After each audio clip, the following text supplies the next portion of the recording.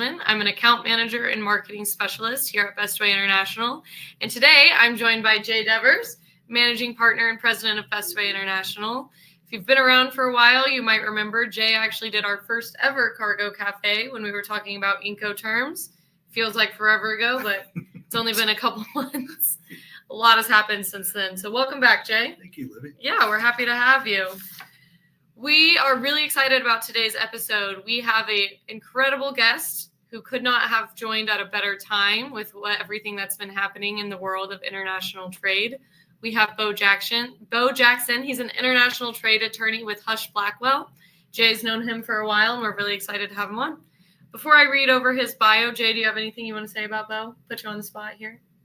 Well, it's just share the screen with Beau. He's absolutely one of the most amazing professionals and difference makers in the international trade space, not only in our region, but also the entire country. So really excited about what Beau's got to morning. Yeah. So before we bring Beau on, I'm going to just read over his bio really quick so you guys all know all the amazing things that he's done in the Kansas City community and beyond, and then we'll bring him on and get right into it. So Beau is an international trade and intellectual property attorney at Husch Blackwell, a national full-service law firm with over 1,000 lawyers across the country. Beau's based at the firm's Kansas City office, but is also affiliated with the Washington, D.C. location.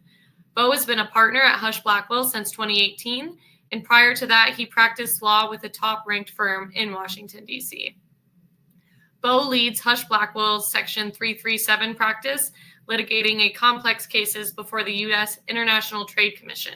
He also handles anti-dumping and countervailing duty matters, along with litigation before the United States Court of International Trade and the U.S. Court of Appeals in the Federal Circuit. Beau further assists clients with regulatory issues before the United States Customs and Borders Protection, including tariff classification, valuation, and country of origin determinations. As many of you know, country of origin is always something that we're talking about. Beau also advises on foreign investment issues while facilitating advocacy efforts in Congress and federal agencies. Beau often serves as outside general counsel to many clients, including Best Way International, overseeing comprehensive legal needs and ensuring they receive optimal representation, even in areas outside of his own personal practice. Prior to his private practice, he worked as a congressional law clerk for the U.S. House of Representatives Ways and Means Subcommittee on Trade and at the Office of U.S. Trade Representative. Beau has received multiple recognitions for his legal expertise, including accolades from the Benchmark Litigation and Chambers and Partners. He's a proud double graduate from the University of Kansas and stays active in a number of professional organizations related to trade and international law.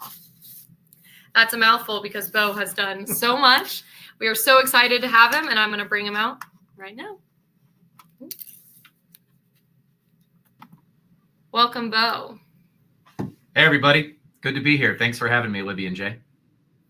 Yeah, we're really happy to have you. So to get into it, I'm going to turn it over to Jay. He has some questions. As always, if you have questions, please leave them in the chat at any time, and we'll make sure we hit on everything that you guys want to talk about. Beau, good morning. It's good to see you as always, my friend. How are you this morning? Hey, Jay. I'm doing great. Going off the end of that intro with the KU reference, I'll be doing a lot better if Bill Self can finally get the Jayhawks playing some serious basketball. Now it's March, right? I keep hearing from the KU fans that that's going to happen here. They're going to turn it on, so we'll have to see. We've been waiting for months, so now's the time, right? Yeah. Well, the next time we have you on, we're going to have to set aside more time for that introduction. So that was very impressive, and it's hard to explain that you're even more impressive in person. So we are thrilled to have you today, and can't wait to get started. Well, thank you for that, although I should probably start with an apology to those in the audience who joined because they thought the real Beau Jackson was going to be here. If they heard about a Beau Jackson speaker from Kansas City, and then they see this guy pop on the screen, there might be a little disappointment. So my apologies to anyone who thought they were going to hear from the former football and baseball star. Well, I tell you what, that's a great call out, but our audience this morning is about to find out what Beau knows. But this Beau knows trade. So, hey, Beau, real quick before we get started, I hope time allows, but let me be one of the first. I hope to congratulate you and the firm on the recent win in the Invitria case that I think originated in the state of Kansas and then made it all the way to the Court of Appeals, I believe, recently.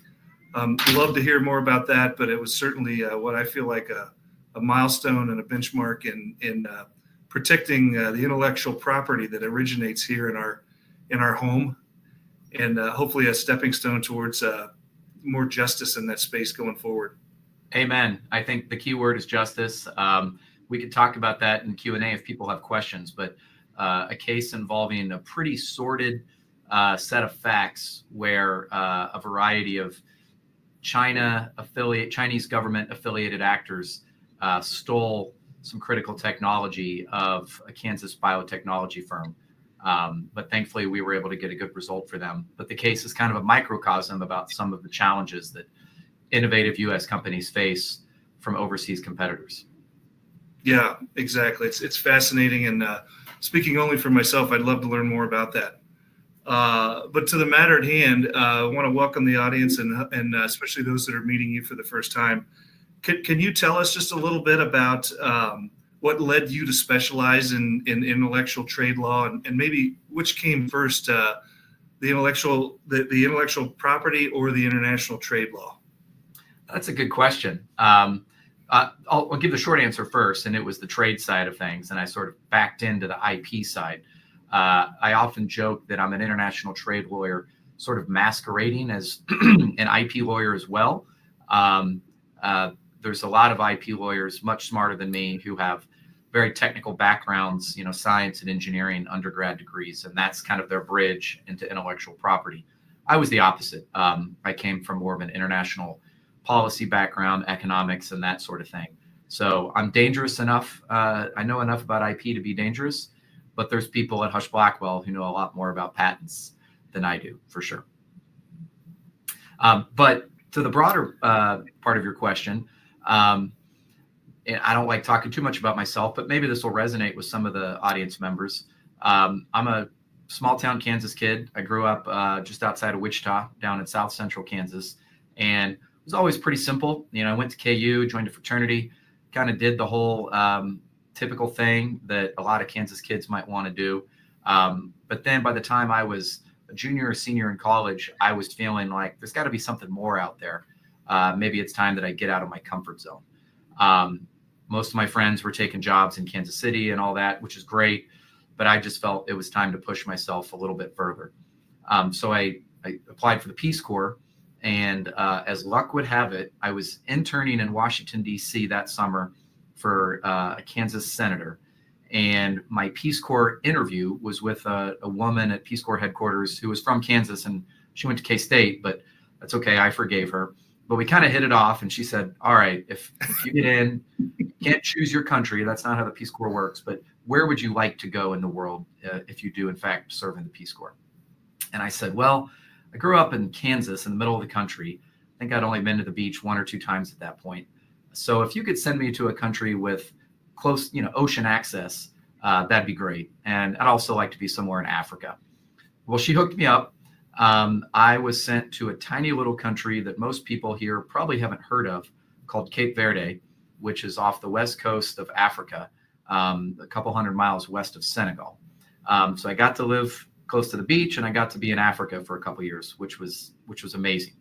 But living in a very small, remote, and somewhat impoverished country for a couple years, and personally observing the impact that international trade had on them in a very day-to-day sense, kind of opened up my eyes to the realities of international trade, the good, the bad, the ugly. This is a country which is very arid.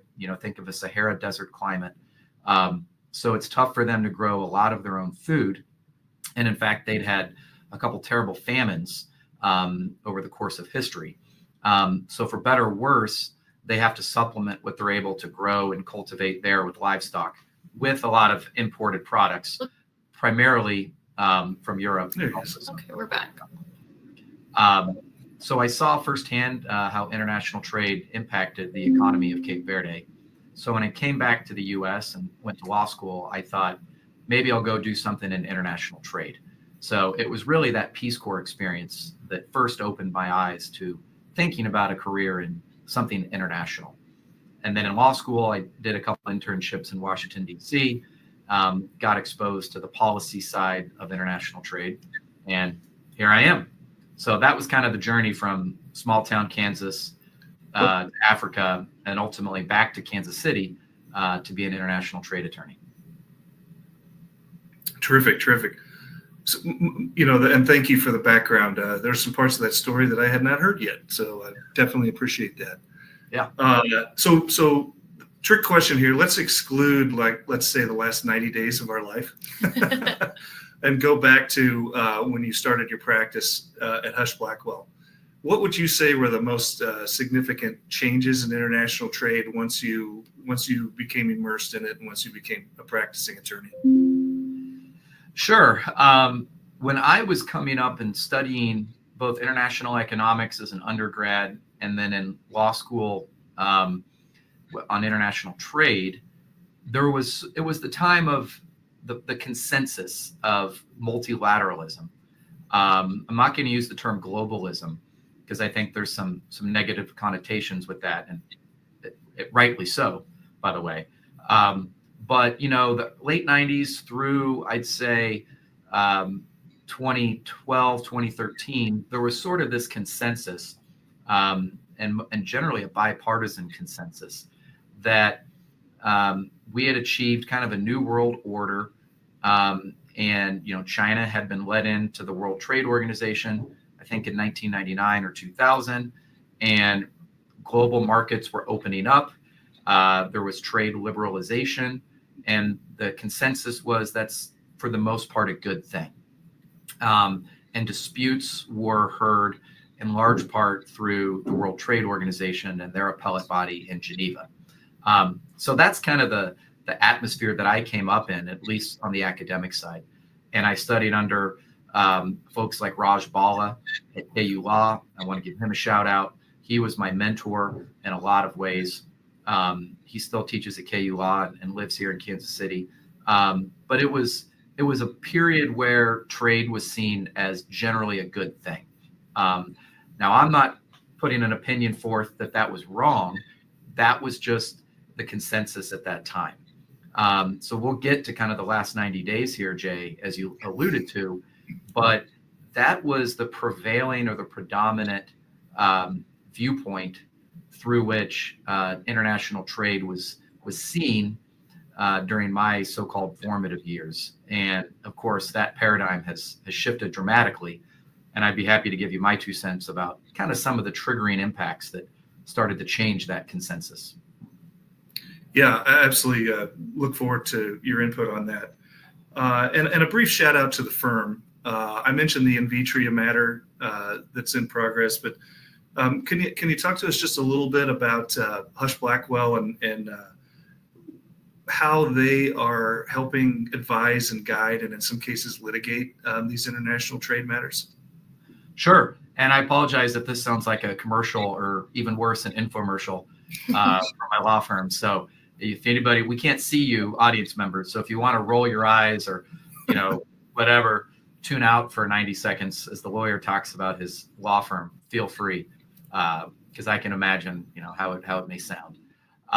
But yeah, Jay, thanks for the chance to comment on the firm. So Husch Blackwell has been around for decades and decades. The current iteration is kind of basically a few different law firms combining over the years. But we've got about 1,000 attorneys around the country. Historically, our headquarters were Kansas City and St. Louis, and to a certain extent because of an acquisition in Milwaukee. But we're thankful and lucky to have offices around the country, places like DC, Chicago, Denver, Nashville, Dallas, Houston, Austin, Phoenix, Los Angeles, etc. But we really have tried to maintain fidelity to our roots as what I like to call a heartland-based firm. Some people call it Midwest, but people in Ohio think they live in the Midwest. God bless Ohio, but that's not how I think of the Midwest. So I'm going to use the term heartland. So we're really the only major U.S. law firm based in the American heartland that is not only a full service firm, but that service includes complex international trade issues. Generally speaking, when companies want sophisticated counsel on international trade issues, they feel like they've got to go hire the most expensive firm in New York or DC or San Francisco. But we're proud to say that no, you can work with your friendly Midwestern firm, Husch Blackwell, and we've got the expertise to work on international trade issues. So yeah, obviously things are very busy right now, and we're actively advising a lot of clients on their supply chains, given the environment that we're in. Right. And Beau, you probably have forgotten this, but the first time I met you was, I think, at a seminar in Wichita, Kansas. And I was strongly encouraged to meet you by Linda Tiller, who I think was just one of the nicest and most influential people in the international trade space, who I believe is enjoying her retirement these days. She is. So we can be jealous of Linda. She won the race, and here we still are, Jay. Yeah, exactly. Well, I'm having a blast here. I mean, look at this crew I'm working with. So we're onward and upward here at Bestway. Amen. So let's get it with your help, of course. Let's get into what's going on today. The current tensions in global trade. The current tensions. How do you see what's going on affecting the short-term future of global trade, and what would your recommendation be to an importer or an exporter, or even someone that's prospectively interested in international trade at this moment in time, to be running towards the fire instead of running away from it? You bet. And let me preface this answer with kind of completing my earlier comment about the paradigm that existed up until maybe the last 10 years and certainly the last few months. So China's admission to the World Trade Organization was expected to open up that country to where, if we were going to be accepting their imports at preferential duty rates, they in turn were going to open up their market, their society, and be more of a sort of part of the Western economic system. Without picking on China, which I don't mean to do, we all know, of course, that's not what happened. The Chinese government kind of doubled down on its communist economic model and did not necessarily welcome Western countries into their market. And when they did, a lot of times those Western companies, especially American and European companies, had their intellectual property stolen, sometimes by their joint venture partners, sometimes directed by the Chinese government, et cetera. So that created a lot of concern, like, hey, we brought them in the WTO, but things don't seem to be working out the way we thought. In addition to that, of course, there was a hollowing out of the U.S. manufacturing base. And I'm not here to make any political commentary, but it is just a fact that exponentially increased importations from China led to, among other things, a decrease in the U.S. manufacturing sector in certain industries. So I think that's where the paradigm started to change. We saw it a little bit towards the end of Barack Obama's term, and then especially his second term, and then especially during President Trump's first term, where NAFTA became a dirty word. Tariffs became a good word. And so we really saw a seismic shift in trade policy and perspectives on how we want to fit into the global economy as the United States. So that, of course, leads into where we are now. Joe Biden's presidency largely kept Trump's first term trade policies intact, right? For as much as they disagreed on almost every other issue, when it came to tariffs and trade policy, the Biden administration generally continued the types of actions that Trump did in his first term, including the Section 301 tariffs, et cetera. Now, of course, and I'm finally getting around to answering your question, Jay. Now, of course, we've kind of gone even more full throttle on that. It's not just Section 301 tariffs on China, but it's tariffs on our allies like Canada and Mexico, and using trade or using tariff policy as a cudgel to extract concessions on non-trade issues, right? So we're seeing the linkage of tariffs and trade policy with immigration issues, or tariffs and trade policy as a way to get what we want on drug and fentanyl type issues. Again, I'm not passing any judgment one way or another on that, but that's the reality that we live in. Trade policy, and therefore its very practical implications for companies, including some of the companies on this call, is now part of broader geopolitical issues in a way that it really never was. So that has created a very substantial transition into to simplify, a more protectionist environment.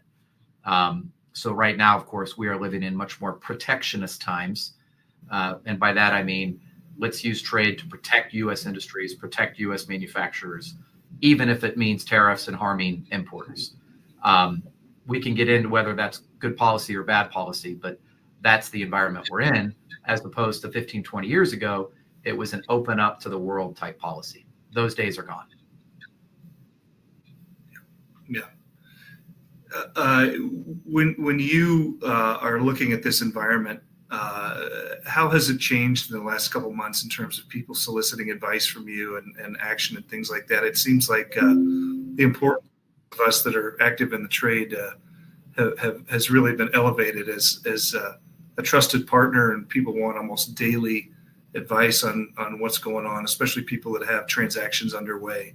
Yeah. How has that changed in your world? Do you have any tips or suggestions for those people that might not feel like they're in a real good place right now? Sure. I hope this will at least be somewhat helpful, maybe not comforting, but maybe some nuggets that I can offer to those in the importer community who are stressed out these days. It's a good opportunity to reevaluate things like your HTS codes, to make sure you're using ones that have the lowest general rate of duty. Probably everyone on this call understands how tariff works mechanically, but you've got a general rate of duty, which for the most part, we're a pretty free trade type country. For the most part, we've got a lot of HTS codes where there's duty free. Even if we don't have a free trade agreement with the country, it just a particular HTS code might be duty free, or it might be 3, 4, 5%, whatever.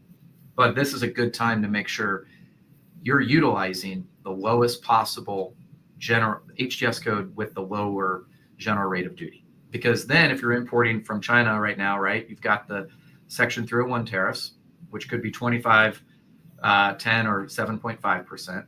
And then you've got the additional tariffs, which are going into effect under IEEPA, not under Section 301, which is the International Emergency Economic Powers Act, which essentially gives the president broad authority to impose tariffs for national security and other types of reasons. So those tariffs are going to stack up most likely. So make sure you're starting with the lowest possible one. So my point is, I think it's a good time to audit your supply chain, look at everything you're importing, make sure you're using the correct, of course, because you don't want to get in trouble with customs, but make sure you're using a proper and ideally the lowest possible general rate of duty HTS code. Another suggestion would be to look at whether there's ways to have your products made in countries that have lower tariffs in effect. We all know, of course, that when the 301 tariffs went into place on China, a lot of trade shifted over to Vietnam, Bangladesh, Cambodia, etc. I don't see that stopping anytime soon. And so if there's opportunities for your business to leverage factories or suppliers in countries that currently don't have those additional tariffs, now is a really good time to look into that. Another thing to look into right now, I'm just trying to be as pragmatic as I can because the tariffs are what they are, is looking into opportunities to finish the manufacturing in the U.S. if possible. So if you have to bring in some raw materials or components and pay tariffs, so be it. But if you can do that rather than a finished product and then complete the assembly here, not only may you be able to perhaps to label it as a assembled in USA product, which has some marketing benefits, you might get a lower tariff than you do bringing in the finished good from overseas. Not always. It depends on the product and the HTS codes that apply. Finally, I would say it's a good time to conduct what's called a customs compliance assessment. That is basically where you look at your supply chain and you look at your countries of origin and you make sure you're doing everything correctly. Because I think there's a pretty good chance that under the Trump administration, customs could be a little more aggressive in enforcing the laws and regulations against companies that might be non-compliant. So if you're bringing in a product classified as country of origin X, when in fact it might be country of origin Y, and you're avoiding substantial tariffs, this is a good time to examine that, do your due diligence, because you want to have your house in order before customs comes knocking on your door. No importer ever likes to get a CF-28 request for information or a CF-29 notice of action from customs. I'm sure most people in this crowd know what those are, but you want to have your due diligence and your house in order before you get those sort of inquiries from customs. And obviously it's self-serving for me to say this, so pardon the lawyer. I'm not trying to sell, but I would advise talking to a lawyer as you do audit your supply chain and you do that customs compliance assessment, not only to make sure you're getting the right outcomes, but also because you can point to the lawyer down the road if need be. So any communications you have with your lawyer on your supply chain are going to be protected by attorney-client privilege, of course. But if nevertheless customs says you did something wrong, you misclassified, or you imported wrong country of origin, or you claimed a lower duty value than you should have, you underpaid tariffs, whatever the issue is, if you can say that you relied on counsel, that will oftentimes go a long way to mitigating any penalties. Under the customs penalty statute, 19 U.S.C. 1592, I think it is, there's negligence, gross negligence, and fraud. If you've done something wrong, you of course want to be in that negligence category, which could eliminate or at least mitigate any penalties that customs might impose. And the key is being able to show customs that you exercised, quote, reasonable care. What does reasonable care mean? We can talk about that over a beer sometime. But if you're engaging legal counsel to advise you, that goes a long way to showing customs that they shouldn't drop the hammer on you. Indeed. And those are some fantastic comments. Terrific advice. As you look back on the events of the last 6 months, would you say that the customs, the compliance issues that reach your desk have trended in a different direction, or are they kind of the usual suspects of compliance concerns? You know, so far they've generally been the usual suspects, just with greater consternation. I think there's enhanced concern about getting things right, either legally to avoid penalties or financially to minimize tariff liability. There's just enhanced attention on those priorities right now from companies in the trade. I always thought that term's funny, the trade. If anybody goes to those conferences, CTPAT conferences and whatnot with CBP officials, they always call it the trade, which I know what that means. And I think a lot of people in our audience today are part of the trade. I just found it to be a funny term. So yeah, I think it's the usual suspects, Jay, in terms of the issues that we're seeing, but with increased urgency to get things resolved. I'll just give one anecdote that I think some people on this call can probably relate to. We got a client who manufactures some industrial equipment in the U.S., but they rely on certain sub-assemblies produced overseas that they bring in and then use in their final production process. The China tariffs hit them really hard. The 301 tariff that applied to their main import was the 25% one.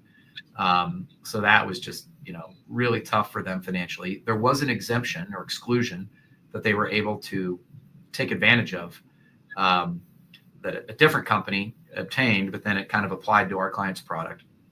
So, but that only lasted a year or so. So for the last, 4 or 5 years, they've been paying the China tariffs, and they're like, you know what, we're done. We're sick of this. They bought a company in Mexico.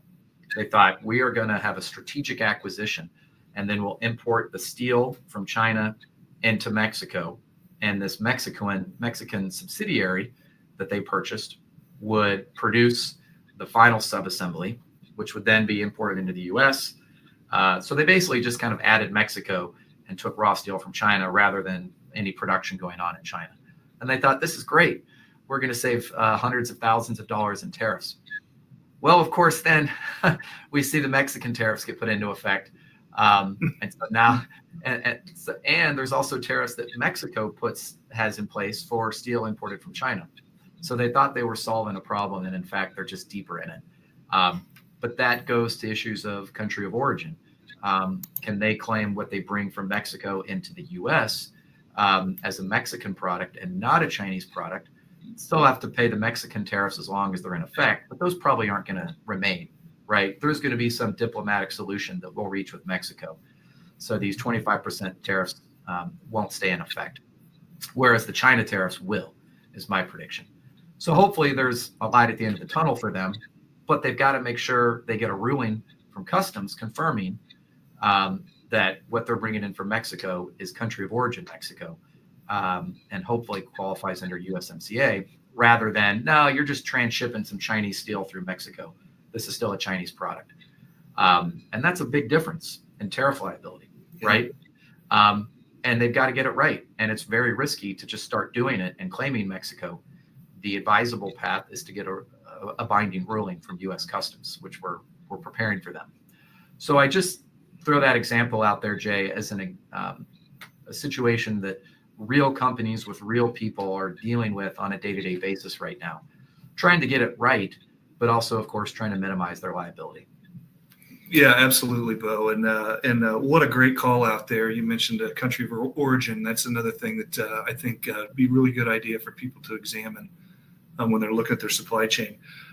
I just have a couple more questions for you, Beau. But before I ask them, I want to thank our attendees and also welcome questions for our Q&A. I see we've got a couple questions already from some familiar faces, but any questions that you have, we'd like to bring those in before our time expires today. But here comes the haymaker for you, Beau. Oh, I'm ready. Looking ahead. I don't know if that means the rest of this afternoon or this week or what exactly that means, but you touched on it just a minute ago about a general comment about the Mexico and the China matters are probably passing matters, perhaps, but the Chinese matters are going to be more serious. And when you look ahead, what do you really see as the major shifts coming our way? I look at the Section 301s from 2017 to 2018 as a pretty major shift. What would you say is a major shift or two that you see on the horizon for us? Yeah. So I think there will be some type of resolution with Mexico and or Canada. I think they're going to be different. And in fact, I think, we all know Trump's a negotiator. I think he'll try to play them off each other, get a deal with one of them that takes off the additional tariffs on that country to kind of put the pressure on the other one. I don't know who's going to be first. Kind of seems like things are going a little smoother with Mexico at the moment than Canada. Yes.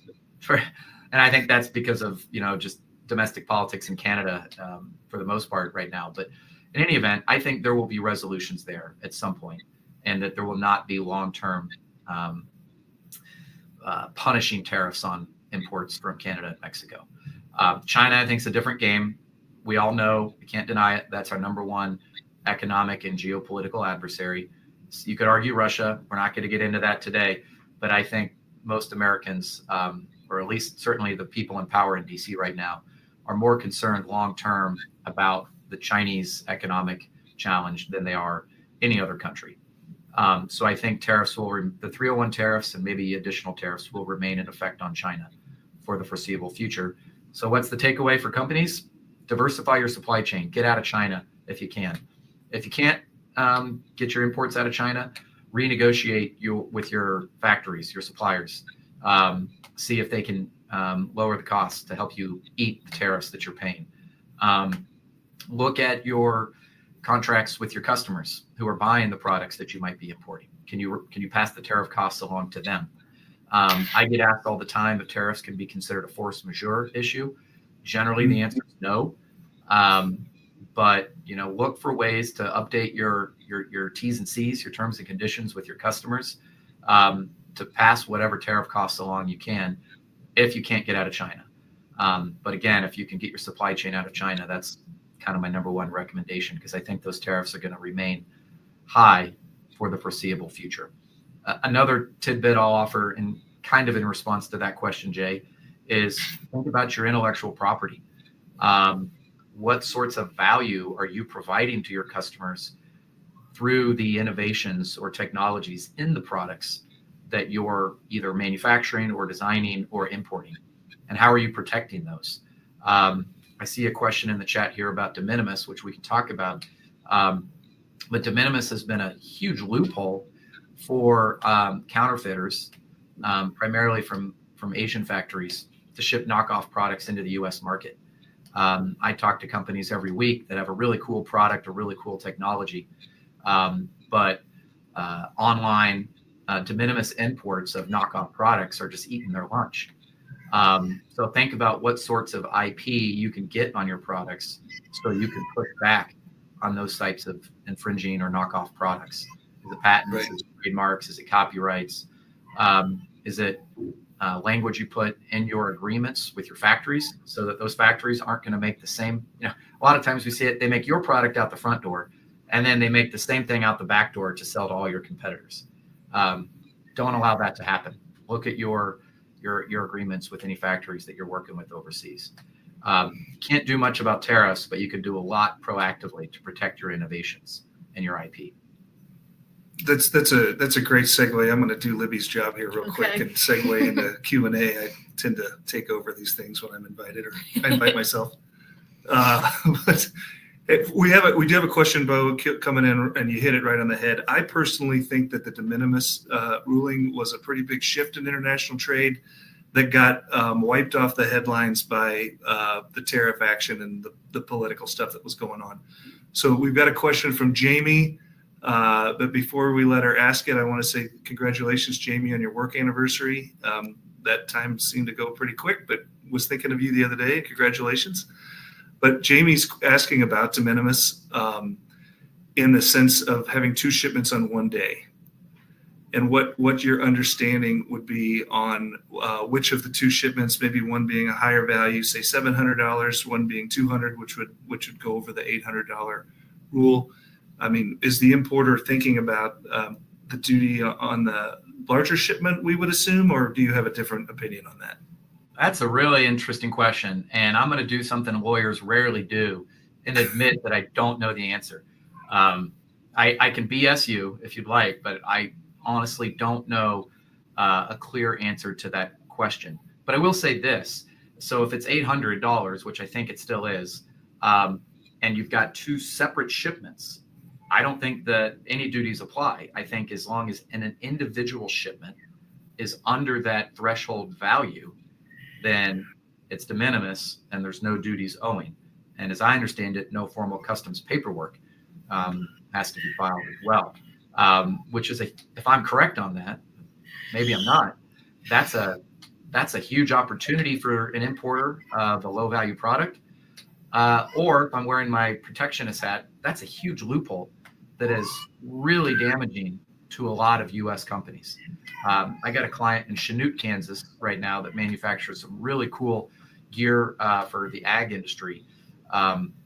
And basically their competitors overseas are shipping in products just under that value and avoiding the tariffs. And it costs them a lot less to make the product over there, right, than it costs to make it here in the USA. And so he can't compete. And he wants them to be paying those duties. But unless and until, I think it's going to require an act of Congress to undo the de minimis loophole, there's really not much he can do unless he enforces his IP against them. And they're totally ripping off his Right. marketing, his copyrights, etc. So that's why I mentioned a lot of times there's not much you can do about tariffs, either if you have to pay them or if your competitors are cheating to avoid paying them. But there is something you can do to protect yourself through your IP. So that's what I would say on that. But yeah, good question in terms of the 700 and 200. But I think if neither shipment, quote unquote shipment, is over $800, then it qualifies for de minimis. Well, that's a great answer too. A great question. I'm not surprised. Jamie's one of the smartest people I know, and so absolutely not surprised that you get a tough question. I'm looking forward to finding the answer to that. Real quick, as time winds down, we've got a couple of really good questions coming in. One of them, which I think is just critical to any audience, which is, how can a small company find their voice and find their platform to be heard when it comes to trade concerns. But before that, we do have a client and a great Kansas City company that's really diving into first sale, and wanted to know your opinion on where reevaluating first sale fits into those 5 or 6 bullets that you provided earlier, Beau, about how to mitigate what's going on. But there's certainly the thought that importers who might not have been as diligent as they should have been might be paying more in duty because they're not exercising the first sale clauses as they should be. Yeah. So the first sale doctrine is very complex, and it's a very case-by-case situation. You can't game the system and expect to get away with it forever. So if you kind of have a sale on paper overseas to then try to bring the product in at a different value, right, at a lower value to lower the tariff liability, that could be risky, is my point. So you want to do it right. You want to dot the I's and cross the T's. Obviously, you want the lower value transaction to be the value that you base the tariffs off. Everybody knows that if you're an importer. The higher the value you report to customs, the higher the tariff's going to be, right, on an ad valorem tariff. But just make sure it's a legitimate first sale, and it's not done on paper only to concoct a lower value. And this is an area where I would recommend, doesn't have to be us, it could be another law firm, but I would always recommend getting an opinion letter from your counsel to give a blessing, give a thumbs up on a first sale being the value that you can report to customs. Otherwise, you could get yourself in some hot water. But yes, it can be a very effective strategy to lower your duty liability if you do it correctly. And Jay, I can comment on the smaller one on the anti-dumping thing if you'd like. So I don't know if the question is from the perspective of an importer who's having to pay the anti-dumping duties or a U.S. manufacturer who likes the anti-dumping duties and wants them to be applied to competitive imports. But if you're a small company importing a product that is subject to anti-dumping duties, the bad news is there's nothing you can do if, in fact, the product that you're importing is within the scope of the anti-dumping order. So if you're in that situation, my advice is typically to examine the scope language issued by the Department of Commerce to see if there's something different about what you're importing that would bring that product outside the scope of the anti-dumping order, such that you don't have to pay those duties. And there's a whole process before the Department of Commerce to try to get that sort of ruling to give you the green light that, yes, your products are outside the scope and you don't have to pay those duties. But if the products you're importing are within the scope, it doesn't matter if you're a small company. The duties apply to the product, not to the company importing them. So if you're importing the relevant product, you're going to have to pay the duties. Right. Well, we appreciate all your insight on that. As we start to wrap up here, I do have one other question that was submitted before the show. And this is the largest unknown I'm curious about with the potential tariffs is tied to U.S. origin goods, whether they are a blanket or HTS commodity specific. Do we know the tentative date or percentage of the tariff? I want to make sure I understand that question. Is this in relation to some of the proposed tariffs on imports into the U.S.? I believe so, yes. Okay. So I hope this is responsive, and if it's not, then I apologize for misunderstanding the question. The 301 tariffs on imports from China at various levels are in effect, of course, and will continue to be in effect. And then there's a new tariff going into effect on imports from China under the International Economic Emergency Powers Act. There's the Section 232 tariffs on imported steel and aluminum. And I don't see those going away anytime soon, although there could be some carve-outs or quotas given to particular types of steel or aluminum, or more likely to imports of steel or aluminum from certain countries that kind of negotiate their own agreement with the U.S. Then, of course, there's the proposed tariffs on Mexico and Canada, which now I understand have been pulled back, at least for goods that qualify for USMCA, which, as we all know, is essentially NAFTA 2.0. So if you're not in the automotive sector, or if you're importing something from Mexico or Canada that for whatever reason doesn't qualify for USMCA, then you're probably going to be paying those new tariffs to bring in anything from Mexico or Canada. Yeah, Let me stop we there. did just get a clarification for that question. It's imports coming from Mexico. From where? I'm sorry. Sorry, for clarification for that last question is that those imports were coming from Mexico. Mexico. Okay. Then I think they're in effect unless they are, or they will be in effect unless they are good qualifying for USMCA, or correct me if I'm wrong, Jay and Libby, I think just a couple days ago, it's hard to keep up with all this stuff because it's, happens every day. Right. But I think there was an announcement that automotive products have like a month reprieve from the tariffs on imports from Mexico, I think.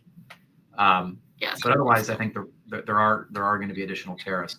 So that's an opportunity to look at, make sure what's coming in from Mexico is USMCA compliant. And if it's not, what can you change to make it USMCA compliant? Because my understanding is if it qualifies for USMCA, the tariffs will be spared, at least in the short term. Correct, I believe. We do need to wrap it up. We have one last question, Beau, if you don't mind staying over just a little bit to answer this last question. Is there any domestic U.S. liability for a U.S. exporter lowering invoice value to a foreign importer? Okay, so this is an interesting one. I'm pretty sure the answer is yes, if I understand the question. So a U.S.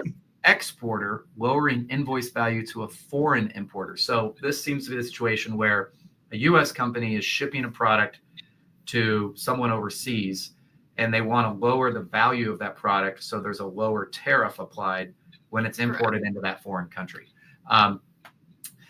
So the answer is yes in the foreign country. I'm sure the answer is yes in the U.S. because the U.S. maintains data. I don't know if it's through Bureau of Industry and Security, if it's subject to export control regulations, or just the U.S. Census. But the U.S. government maintains pretty meticulous data on the value of our exports, right? That's how they keep the trade balance measured, surplus, deficit, whatever, with particular countries. So if you're fudging the data, if you ship a $1,000 product, but you claim on paperwork that it was only a $500 product, A, you're not being truthful, but B, that's data that could go in and mess up the system that the U.S. keeps. I've never heard of a client of our firm getting in trouble for something like that or being audited for something like that. Where we hear about issues on exports is more export controls, like if you're shipping products that are on certain controlled lists, or you're shipping them to certain countries, right? Iran, Russia, et cetera. That's where we do a lot of export work. In terms of just paperwork and the values you're reporting on an export, I haven't heard of clients getting in trouble or having liabilities imposed, but I'm sure it can happen. So I'd be very careful doing that. Awesome. Well, we are a little bit over time, so I'm going to let you go. I'm sure you have a busy day. We really appreciate you hopping on and being able to share your expertise. Everyone who joined, we really appreciate you hanging out with us for a little bit this afternoon. As always, follow Best Way International on LinkedIn for more updates on our next Cargo Cafe, and we will catch you on the next one. Thank you. Thank you. Thank Thanks you. for having me. This was a lot of fun. Thank you guys for having me. I enjoyed it. Thank you. Yep. Bye-bye.